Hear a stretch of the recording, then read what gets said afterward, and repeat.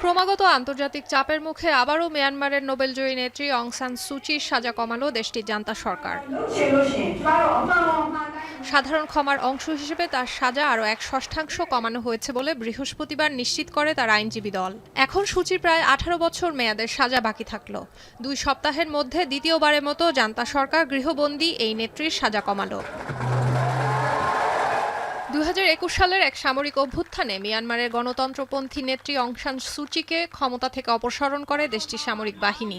এরপর দুর্নীতি, নির্বাচনে জালিয়াতি, রাষ্ট্রের গোপনীয়তা লঙ্ঘনের মতো বেশ কয়েকটি অভিযোগে সুচিকে 33 বছরের কারাদণ্ড দেয় দেশটির জান্তা সরকার। পরবর্তীতে সেই সাজা কমিয়ে 27 বছর করা হয়।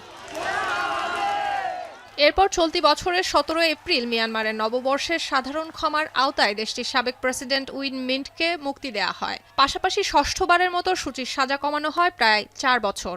বৃহস্পতিবার আবারও দেশটির নোবেলজয়ী নেত্রী অং সান সুচির সাজা কমালো দেশটির জান্তা সরকার। দেশটির জান্তা সরকারের এই সিদ্ধান্তের পর সুচির প্রায় 18 বছর মেয়াদের সাজা বাকি থাকলো বলে জানিয়েছে রয়টার্স।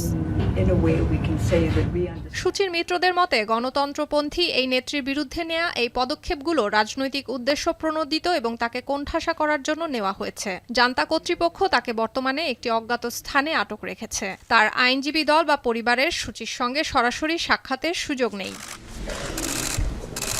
একটি সামরিক অভ্যুত্থানের মাধ্যমে অং সান সুচিকে ক্ষমতাচ্যুত করেছিলেন মিয়ানমারের বর্তমান রাষ্ট্রপতি মিং অং লাইং।